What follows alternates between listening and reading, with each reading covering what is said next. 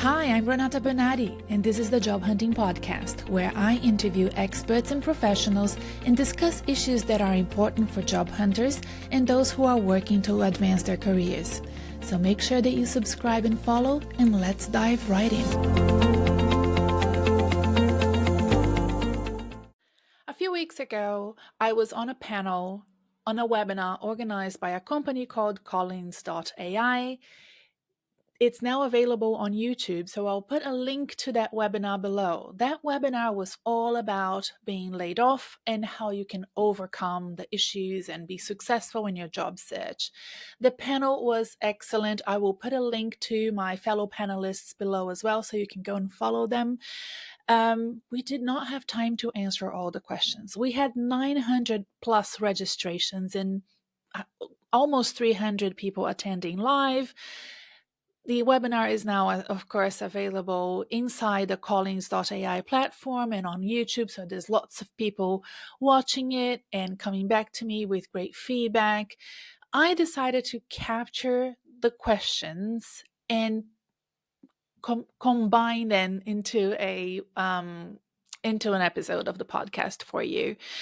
The questions are always great. You know, what I told our organizers, the team at Callings.ai, is that these questions are so good for their platform and for coaches like me to really find out with that finger on the pulse what's really bothering you. You know, if you're watching this episode, I'm sure that you will be, in a layoff situation or possibly going into layoffs soon. You might be aware that it's coming, or you hate your job. And these questions are common questions, are questions that professionals in your situation have considered. So it's always good from time to time to do Q&As. I do Q&As here on the podcast every few months. Okay, so what I've done is I've organized them into segments, so sort of combine the ones that are similar, and we will go through them and see how we go for time. I usually talk too much, so I'll try to be succinct and be really, intentional in the way that I support you here and give you advice on how you can overcome the issues that you're having. Before we continue, I just wanted to say that by the time this episode is released, the LinkedIn private group that I have set up is, up and running, and I am so excited. So I'm recording this a few days before September the 15th. That's the day that we will start doing tasks together as a group to set up our presence on LinkedIn. The professionals that have signed up are just the ideal people that I imagined when I was, organizing this new service that I imagined would join the group. And I am so happy. It always works. Like sometimes I think, and sometimes I'm asked, what if some sort of weird people decide to join? I do group coaching from time to time as well, and it has never happened. I often tell people, well, if that happens, I will have a discussion with them. I will send them in the right direction and I will refund them. I've never done that. I've never had to. Like everybody that reaches out to me are the right people to be working with me. And I think it happens because of the podcast and because of my presence on platforms like LinkedIn. So people get to know me before they sign up to work with me. So that's why I love doing these episodes, regardless if you will ever going to work with me or not. It's just such a wonderful opportunity for me to be sharing all the ideas that are floating in my head. And then from time to time, I love when people convert into clients and start working with me. It's really lovely. Anyway, if you're interested in being part of the LinkedIn group, of course you can. It's a membership, it's a monthly payment, and whenever you're ready, sign up. I will put a link below, and we would love to have you there.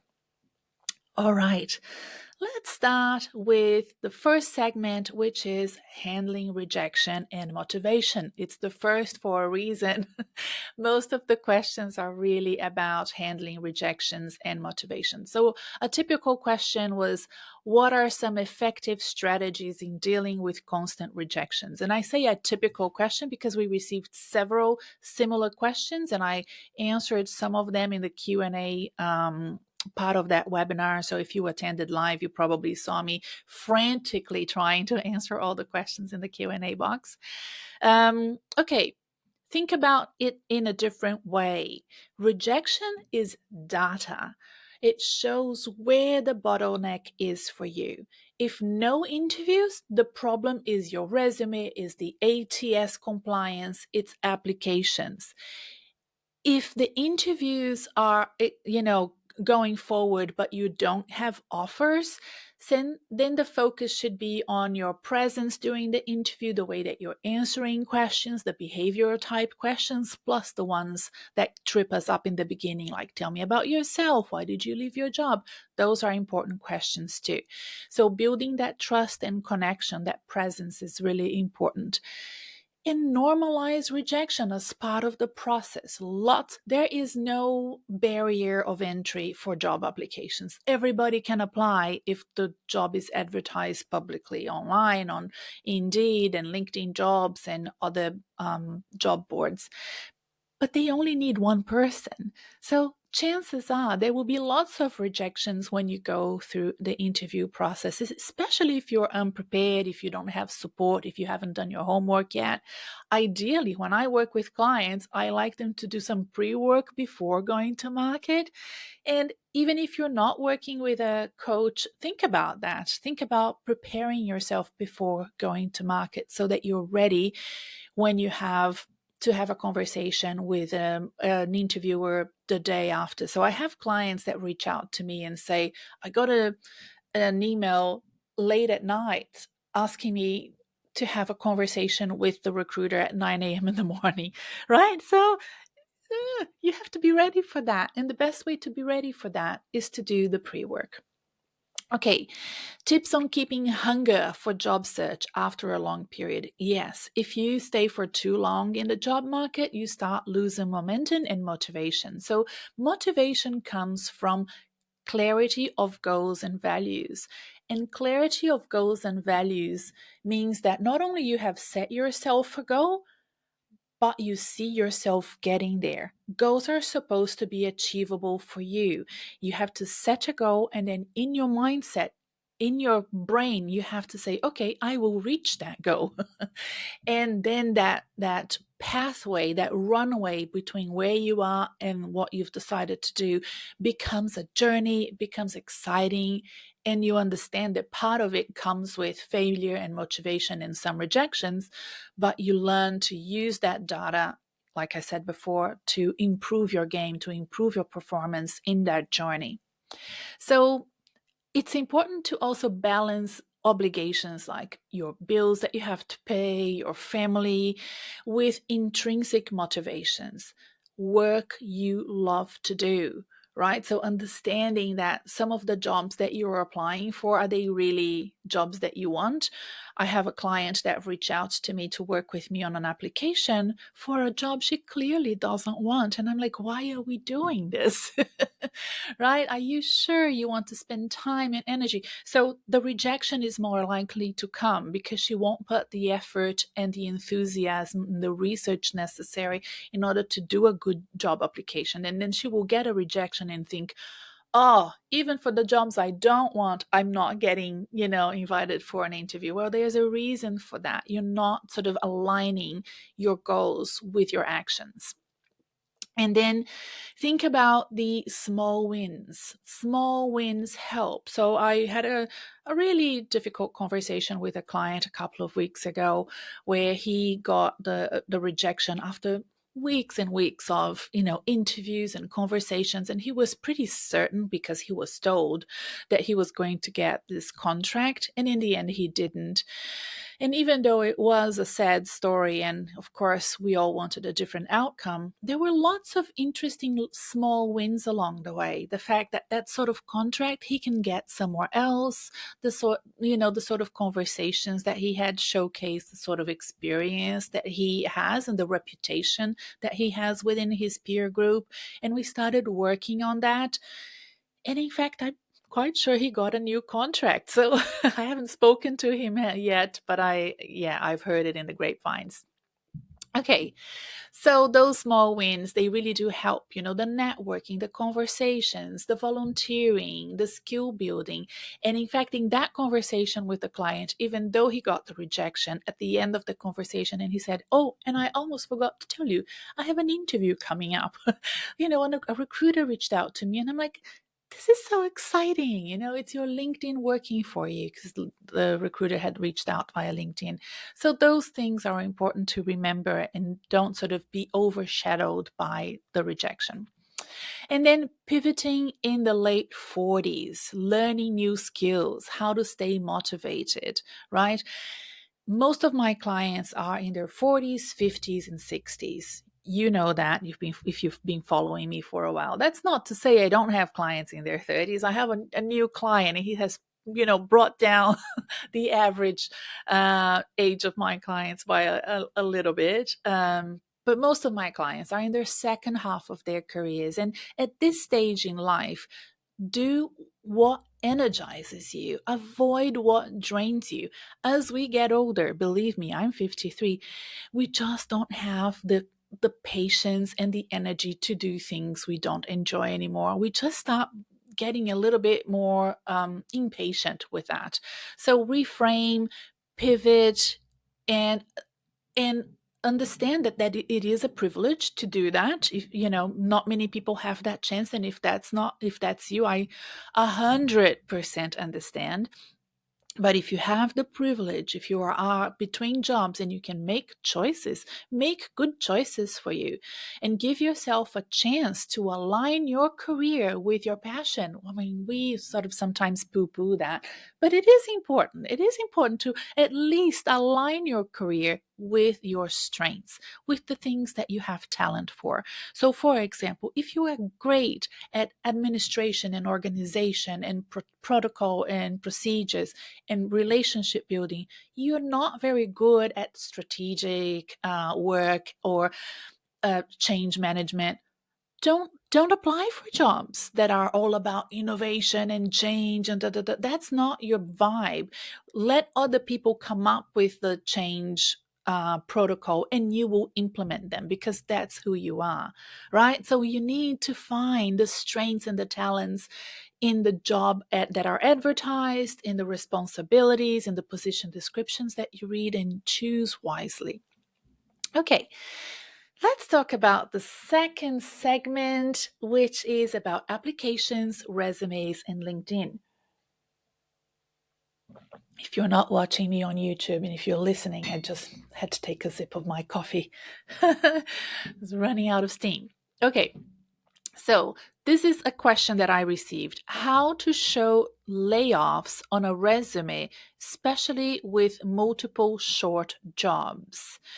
So many people that reach out to me have this issue, especially post-pandemic, where they may not have found the next right permanent role, and they had lots of little contracts, or they left a company after being in a company for, let's say, 20 years, and the first job they got, it just wasn't the right fit, so they left after a few months or a year, less than a year sometimes, and they just kept on moving, trying to find their fit. That's very common. Look, recruiters and employers, they understand layoffs, right? They may have gone through that themselves, or they may be, in fact, restructuring their companies as well. On your resume, frame works that you have done in a short period of time as consulting projects, contract work. Explain what it was. In interviews, try to use simple language. Don't waffle too much. Don't over-explain it. If you over-explain it, it shows lack of confidence. It shows uncertainty. It shows awkwardness, maybe a bit of an embarrassment. And nobody should be embarrassed about things they don't have control over. Or if it was something that you did, take ownership of that and show what you've learned. But usually it's about companies going in a different direction, needing a different type of leadership or a different project or a project that was discontinued. And focus on your achievements, your expertise, your talents and strengths. Don't focus on your gaps. So many times when I'm doing interview preparation, which is something I do very often, you can book a consultation with me. The first thing that I correct with people is, when they say things like, oh, even though I don't have X, Y, and Z, I'm very good at. I'm like, don't remind them. Just go straight into whatever you're good at. So that's a really important reminder. Then other similar questions that I got, people being out of work since May, since March, since February, having no interviews, and how is this happening to me? How can I fix it? If you're not getting the first call, the issue is your application. Okay? If you're not getting an interview, the issue is your resume, your cover letter, the way that you are applying online. If you're applying on applicant tracking systems, we call them ATS. This is a really technical era for job seekers, right? So you may need some help. That's why I work and do what I do. Or you may need to just DIY this process and learn more about how to correlate your job application with the jobs that you're applying for. Reset and review your application strategy. Consider professionals like myself to review your materials. I will put a link in the show notes below if you want to book a time with me.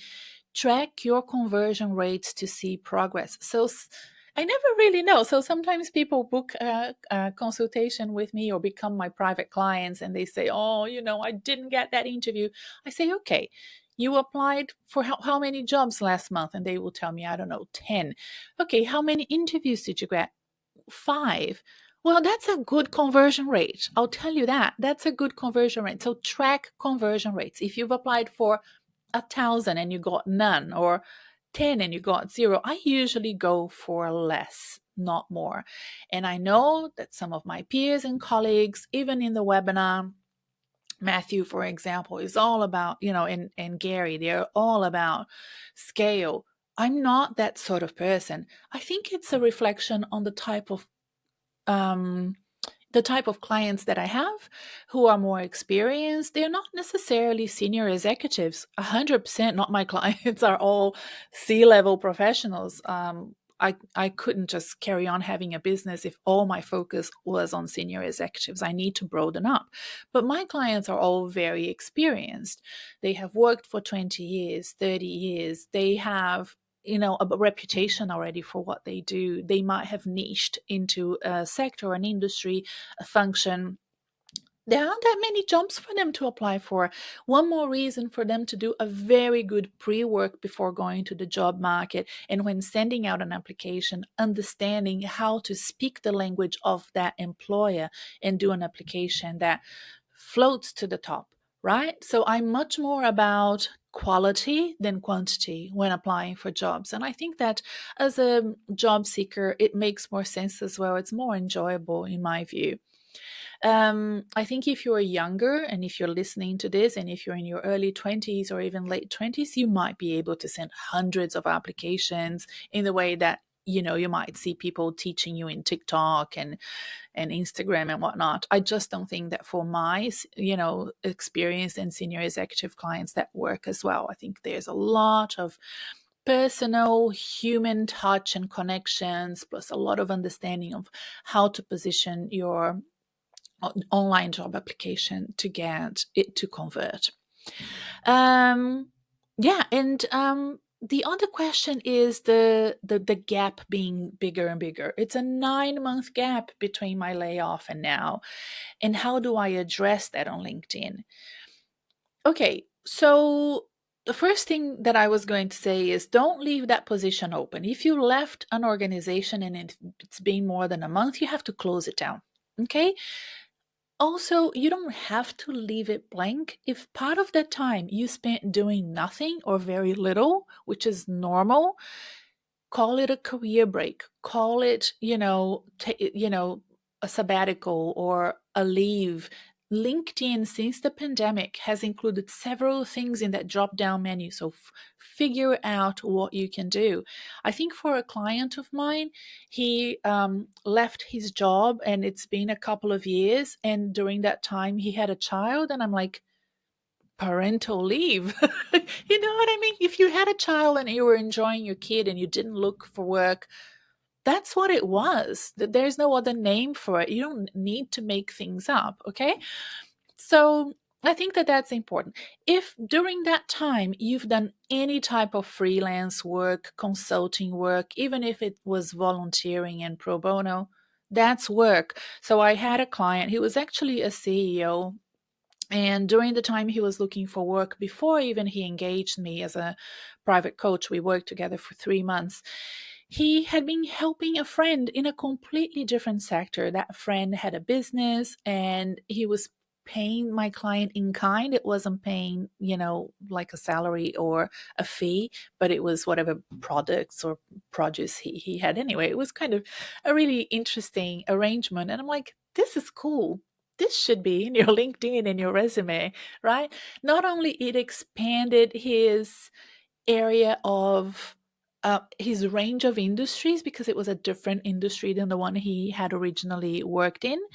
I thought it was really an awesome thing to add to his LinkedIn. He hadn't even considered it. So I want you to think about that and to position that well. And there are several ways of doing this. I spent most of my consultation with a client this week just working out how he should add all of his little consulting, because I called them little because they were short term, but they were actually with really interesting clients. And I wanted to showcase that brand of the clients he had worked with. So we spent lots of times considering how he should position that on his LinkedIn and also on his resume. So whatever you do in your LinkedIn, it needs to be replicated and reflected on your resume as well. Okay.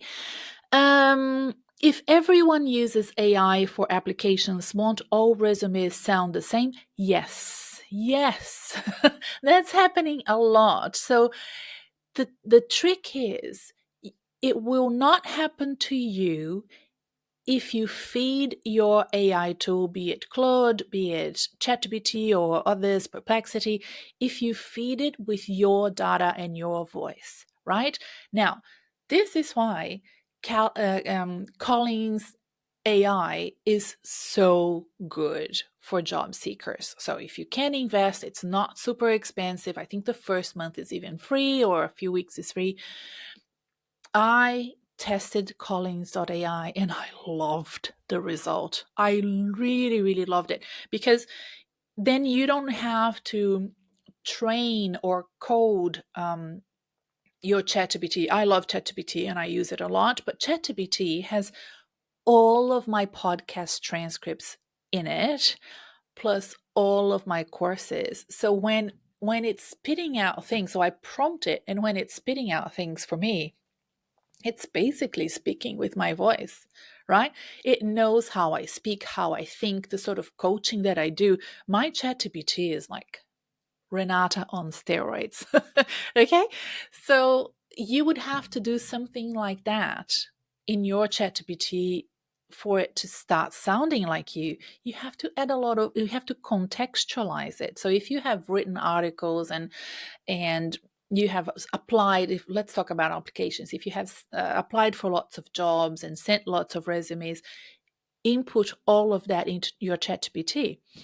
I teach this and I have a few tricks up my sleeve for my clients. So if this is something that you're interested in, book a consultation with me. If you're not interested in that, but you want to optimize your job search, Callings.ai. Just go to the Callings website. I'll put a link below, use it. But the way that you have to use it to work for you is go through the questionnaire. You will see that there are lots of questions and answer them thoroughly. It took me about 2 to 3 days to finish that questionnaire. Not only it will be great because the output from that questionnaire are your resumes, your ideal job, your cover letters, the jobs that it will start identifying and sending to you by email, yada, yada. But also the reflection of you thinking about important things that you want in your career, that you want to achieve. So all of that is really excellent, and I do recommend that platform for you. Okay. How does this differ from LinkedIn's Am I a Good Fit tool? I think this question was about Callings.ai. Does this differ? I think you have to compare and contrast. I find that LinkedIn AI is not that good. I wish it was. Have you tried using the AI tool on LinkedIn to write comments or posts? Every time I do, I have a client, and even my husband, he used it to write his about section on LinkedIn. And then I looked at it and I'm like, what have you done to your about section? It's awful. And he said, oh, LinkedIn asked me if they could rewrite it with their AI tool. And I pressed yes. And I'm like, you are my husband. You cannot have that. Even if you're not looking for work, I don't care. You cannot have that about section on your LinkedIn profile. It was just so tacky. I have no other word, right? You will not get that with Collins AI. Now, this is a different question because it's about a good fit with roles. These are two different tools. You have access to both. You use both. Okay, it's too early to tell. Callings.ai is new. LinkedIn and its AI tool and the way that it does the optimization for you is always evolving. So it's about you making a decision about what works better for you. Okay, another segment will be, how are we going for time? Okay, another segment will be career pivots and returning to old employers. I got a lot of questions about that, and it was interesting because just a month before the webinar, that started coming up in career sections at the Wall Street Journal and Forbes and, the places where I usually seek to see what's being talked about in the career space. This idea of coming back to employers, and it's happening a lot in 2025. Should I rejoin my old company? Love the team, but it feels like if I go back, I've made no progress. Now, returning isn't a failure. It can be a strategic move. So ask yourself, will this role meet my needs right now in terms of stability, income, and environment? Could it be a bridge role while I explore new opportunities? Am I going to be considered for future promotions? What's the vibe as you walk into these interviews? It's interesting because sometimes you go to the same company, but they've never heard of you. If it's a global organization and you're in a completely different environment, that's really interesting as well. So that might be a new venture for you, even if the brand is the same. It's a new area of the organization with some, um, sort of not as steep of a learning curve because you've worked there before, so you understand some of the technicalities and the culture of the place. So it happens. It's common. It's been common for decades. I don't think there's much of a worry about that. How to find a new career path after realizing current vertical isn't right.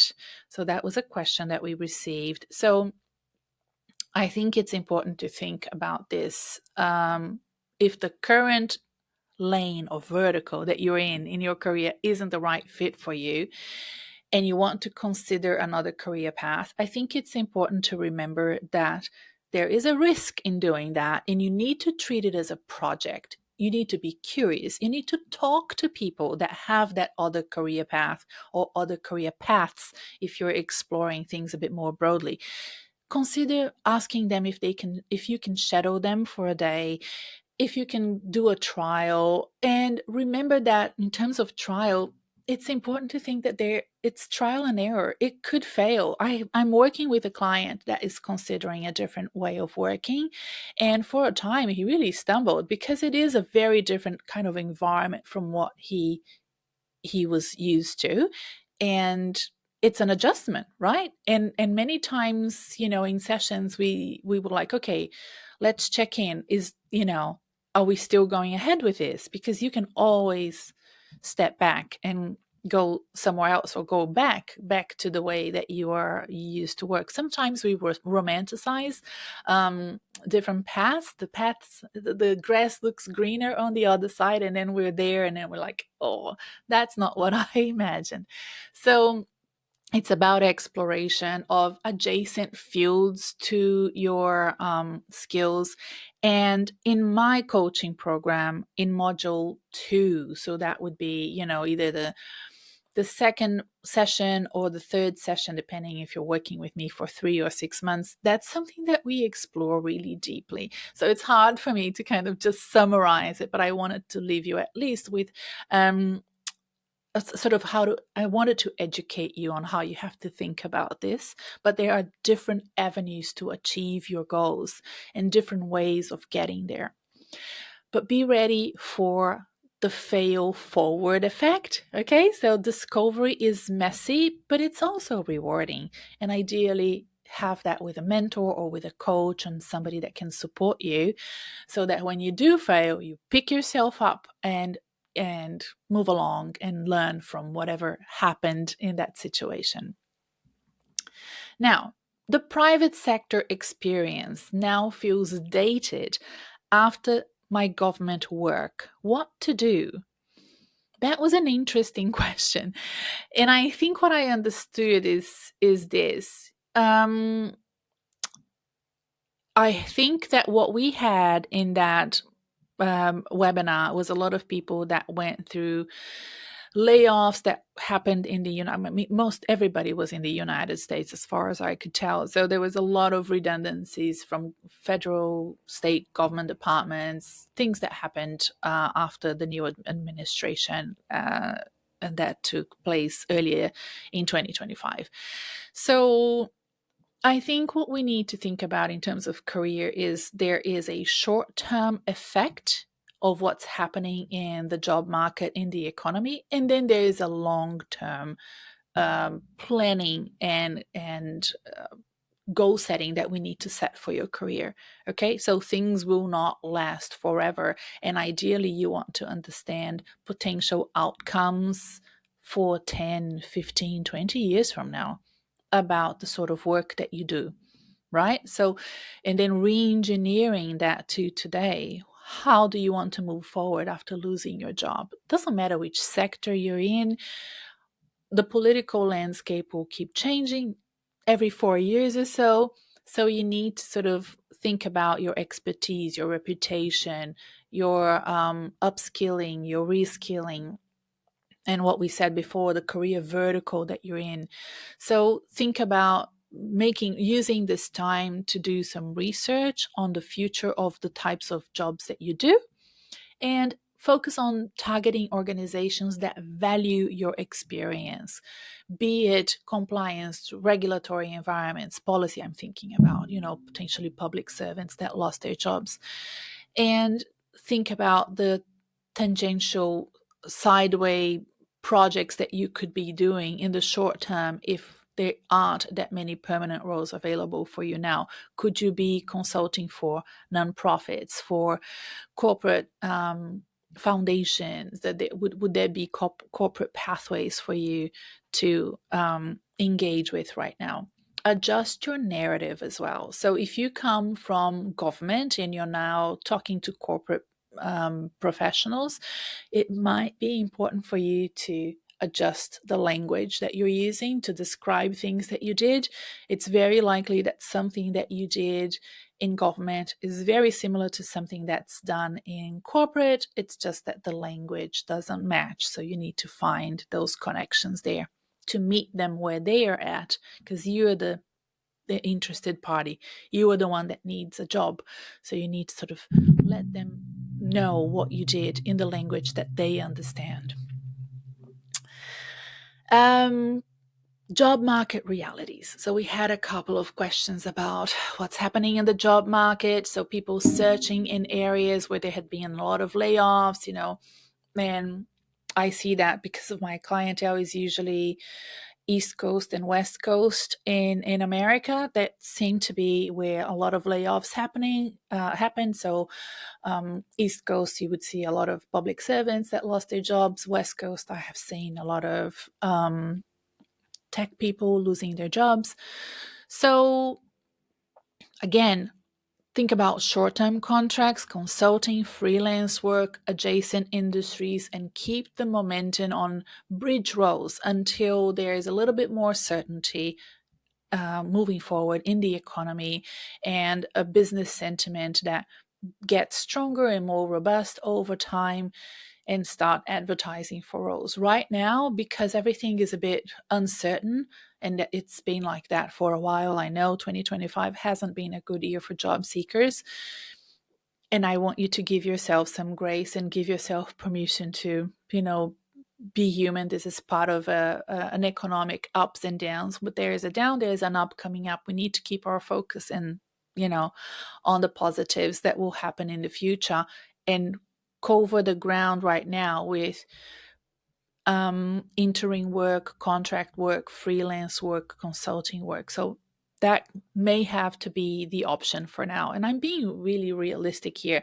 My idea is I help you find a job. I do not have the power to change the environment we're in, right? So, what I want with everybody that works with me and everybody that listens to this podcast is for you to float to the top. If there are lots of people in the job market, I want you to be one of the best, right? And the advice that I give you is supposed to help you with that. And I want you to pay your bills and have a salary and have income coming in. So I'm giving you lots of options because I know that the market is not ideal for you right now. Okay. Let's move on and talk about interviewing and closing the deal. We have a few questions about that. Another bit of coffee here. Okay. Several interviews, final 2, but no offer. How to get feedback. Feedback is better when you are comfortable enough inside an interview, be it Zoom, Teams, or face to face, that you are able to pay attention to the interviewer's body language and get that feeling and that intuition from your experience being interviewed, from your experience in your area of expertise, to know how you did. And it may not come to you in the beginning when you first start interviewing, but as you get more and more experience, you will feel more comfortable. If you're spiraling up, or I want all of my clients to spiral up and do continuous learning as they go through interviews. I don't want any of you to spiral down and get more and more pessimistic as you go through this, because it is a tough competition. You need to be resilient, okay? So why I think it's important for you to trust your instincts, because feedback is often vague, non-existent. There's a lot of ghosting going on. In fact, I'm interviewing a TikToker who is amazing. She is in human resources and she was laid off and she found a job after less than 2 months. But you have to understand, this woman is an expert, right? But she shared her experience on TikTok in a really frank and honest way. And she had a lot to say about the process and how bad she was treated, during that process. Not personally, it's just, if you're job searching, nobody gets back to you. You get those rejection letters that say nothing. So yeah, the feedback is often vague. Don't count on it. The data is clear. You are strong on applications and interviews if you're moving forward. So if I'm talking specifically about these sort of people that, go through several interviews, you are in the final 2 and you don't get an offer. What's missing is actually the hardest thing to work with clients for me, but I love a challenge. So, I really, really love working with that sort of final 20%. So you've done all the right things. You sent a good application. You really impressed them in that first call, in that first interview. probably assessment centers as well. You're at the final two and you didn't get the job, and that's happening not once, not twice, but over and over again. We need to look at your executive presence, your professional presence, your ability to impart trust and likability. We need to work on that. And that's a lot of fine tuning and tweaking. And we can do that. But you may need professional help. I'll be honest with you, because it's really hard to get. And I remember having lunch with a couple of recruiters, and I said to them, oh, they asked about my clients, how they're doing. And I said, oh, I have a couple of clients that are at that tail end where they're always bridesmaids, never the bride. And the recruiter said, oh, they will be fine. And I said, you would be surprised, right? So the reason why they've reached out to me and are working with me is because, no, it's not easy to do that final transition. And homework for you, if you're in that situation, watch the Netflix documentary about tennis players, Breakpoint, and you will see that there are some tennis players that are really, really good, and they always are bridesmaids and never the bride at the end of a tournament.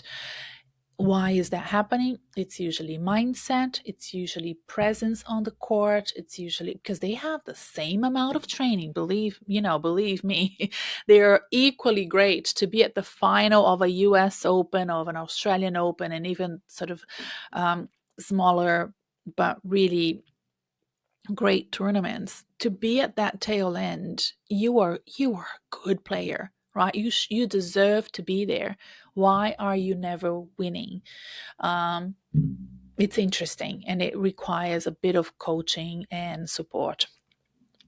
Again, link with me, find a link below. Let's work together if that's your case. Tips for closing interviews beyond the star type stories, situation, action, task, result. At the final stage, it's usually not about the behavioral questions. It's about presence. It's often even not even about your answers per se. It's about building rapport. It's about showing up as a colleague that they want in a team. It's about storytelling, warmth, personality. So all of those things are important. And I do have I have quite a few episodes on the podcast about building personal brand, executive presence. And you know what? The job hunting podcast, the episodes, they don't age. It's not like some podcasts where you have to listen that week, otherwise, the news or the current affairs or whatever they're discussing gets old. This archive of episodes, I have this is 308. You can go back to episode number 1 and it will be important for you. You could go back, 5 years and start listening. So I strongly recommend going to the Job Hunting Podcast website. We have categories, so you can search. Those categories have different playlists. I think it's worth you sort of going back and identifying a playlist, a category. You can search for keywords and find episodes that may be helpful to you. And I'm saying this because not everybody can afford to work with a coach. And I get that, even though I have a range of prices. So that's why the podcast is great. Okay. All right. Tips for closing interviews. That's the one that I just said. Okay. Moving on. Final segment, application strategies. Should you apply within the first few hours or at the sort of end, of the process? Especially if you have been applying for jobs that have a deadline. Okay, timing matters, okay? Applying too early, to me, if I am recruiting, if I'm a recruiter or an employer, if I advertise the role, let's say Monday 9 a.m. and at 9:15 you're sending me your application, that is a no. You have not read anything before applying, right? You have not done your research. Not the sort of, again, the sort of clients that I work with, experienced, applying for positions that require X number of years of experience to be able to do a good job, that will be rejected. I would say that even the ones within the first 5 to 12 hours, I would sort of have a little bit of doubt about the quality of those applications. But if you wait too long, you may miss the boat. Sometimes people book consultations maybe because they want to apply for roles, and we start the consultation, or they send me stuff ahead of time, maybe a day before, and the role has been advertised for 3 weeks. It's too late. That's why when you're booking a consultation with me, I say, if this is urgent, email me, contact me, so we can try to find a time to speak, as soon as possible. That's why it's there. And of course, also because of interview preparation, which is often urgent as well. So this is really important. Like 3 weeks, that's too long. That position, they would have moved on. They are interviewing people already, even if there is a deadline. I think it's worth you making sure that you apply within the first few days. So if the job is advertised on a Monday, apply before Friday. Apply on a Wednesday or a Thursday morning. Okay, that would be good. I guess that's it, right? So, recapping, these questions came from real professionals that were navigating layoffs in this webinar organized by Callings.ai. I will put a link for you to listen to the webinar. Like I said, the speakers were great. I'll put a link for you to follow them as well. I was the first speaker, and then we had Albert from Albert's List. Albert has a Facebook group for job seekers and professionals in the San Francisco area.